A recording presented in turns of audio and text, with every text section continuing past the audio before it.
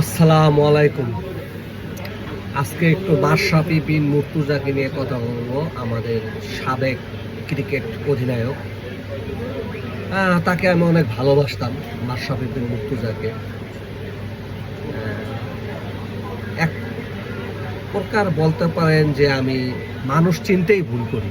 আমি মানুষটাই এমন, মানুষ চিনতে আমি খুবই ভুল করি। আমাকে যদি বলা হয় বাংলাদেশের টপ 5 জন ভালো মানুষ আপনি খুঁজে বের করেন, 5 তারিখের আগে যদি আমাকে বলা হতো, আমি 1 নম্বরে আসিফ নজরুল আর 2 নম্বরে রেজওয়ানা সিদ্দিকীকে আমি খুঁজে বের করতাম যে এরা ভালো মানুষ। মানে চিন্তা করে নাই মানুষ চিনতে কতটা ভুল করি। আমার আশেপাশে মানুষ, খারাপ মানুষ বসে থাকে, আমি টের পাই না। যাই হোক, এটা হয়তো বা আল্লাহ আমাকে ওই ব্রেনটা দেয় নাই। মাশরাফি বিন মুর্তজা, এর জন্য আমি অনেক ডিবেট করতাম মানুষের সাথে, অনেক কথা বলতাম, অনেক তর্ক বিতর্ক করতাম চায়ের দোকানে, কাজের অবসরে, চলতে ফিরতে মাশরাফির পক্ষ নিয়ে অনেক কথা বলতাম। চিন্তা করে সে মাশরাফি বেচারা লেগে আমার কষ্ট লাগে, এক সময় অনেক ভালোবাসতাম আমি এটা। সে মাশরাফি সারাটা জীবন ম্যাচ ফিক্সিং এর বিরুদ্ধে কথা বলে গেল। ম্যাচ ফিক্সিং করছে কি না করছে সেটা আমি জানি না, কিন্তু ম্যাচ ফিক্সিং এর বিরুদ্ধে উনি সোচ্চার ছিল এক কথা।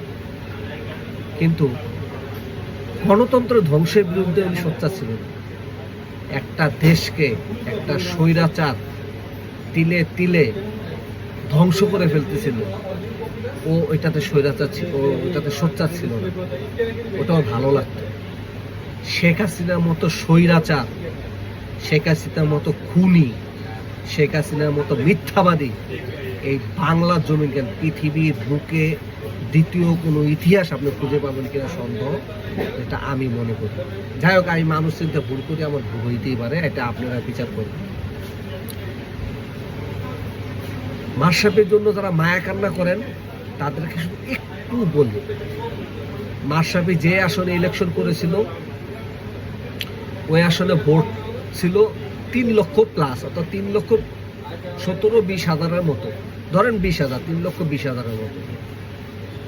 ওই আসনে ভোট পড়ছে রইল আপনার 2,80,000, কম বেশি হইতে পারে। 2,80,000, 3,18,000 ভোটের মতো 2,80,000 ভোট পড়ছে, ভালো ভোট পড়তে পারে, মানে 88-90% ভোট পড়ছিল। ওইখানে মাশরাফি ভোট পাইছে 2,71,000। মানে সংখ্যাটা দেখছেন, মানে শয়তানের বুদ্ধি কোন জায়গায় থাকে। 2,71,000 রাখতেই হবে, না 71 না রাখলে তো চুরি ডাকাতি করতে পারবে না, 71 না রাখলে তো স্বৈরাচারী সিস্টেমকে তারা বহাল রাখতে পারবে না। এই জন্য সব সময় 71কে তারা রাখতই। মাশরাফি ভোট পাইছিল 2,71,210টা। তার প্রতিদ্বন্দ্বী আমাদের বিএনপি প্রার্থী পাইছিল 7,883টা, ধরেন 8,000-এর ভোট। মাশরাফি ওইখানে ভোট পাইছিল 97%। মাশরাফি, তুমি জানো না এখানে ভোট ফিক্সিং হয়েছে? তুমি বাচ্চা জানো না এখানে ভোট কারচুপি হয়েছে? বেটা, তোর যদি সৎ সাহস থেকে থাকতো, তুই যদি সৎ মানুষ হইতি, তুই যদি ভালো মানুষ হইতি, তুই এখানে প্রতিবাদ করতি রে বেটা, তুই এখানে প্রতিবাদ করতি। আজকে তো তোর বাড়ি ভেঙে ফেলছে, তোর বাড়িতে আগুন দিছে। তবে যাই হোক, কোনো ব্যক্তির কারণে, কোনো দলের কারণে কারো সম্পদ ধ্বংস করা, কারো বাড়িতে আগুন দেওয়া, কারো বাড়ি দখল করা, কারো সম্পদ নষ্ট করা, এটা চরম ঘৃণিত কাজ। এই কাজটা করাটা চরম অন্যায় কাজ। এটা যে করবে সে একদিন ঈশ্বরের কাছে তার প্রতিদান পাবে। তবে মাশরাফি, আপনার বাড়ি ভাঙছে, আপনার সম্পদ নষ্ট করছে, আপনার সম্পদ আগুন দিয়ে জ্বলাই দিছে, এই জন্য আমি দুঃখ প্রকাশ করি, এই জন্য আমি এটাকে ঘৃণা করি।